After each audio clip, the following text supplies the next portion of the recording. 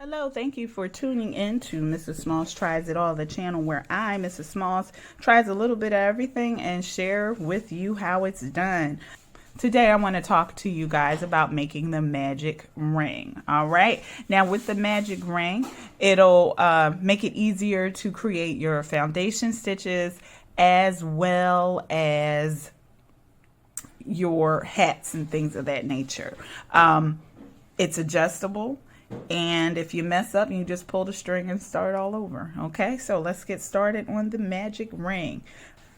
The magic ring. So I have the loose string that's dangling facing me. Wrap it around my finger. So I'll have 1, 2 wraps around my finger. Take the back loop, pull it forward. Take the new back loop, pull that forward. Okay, then I can pull my finger out. Throw my hook in here. And pull. Got my magic ring.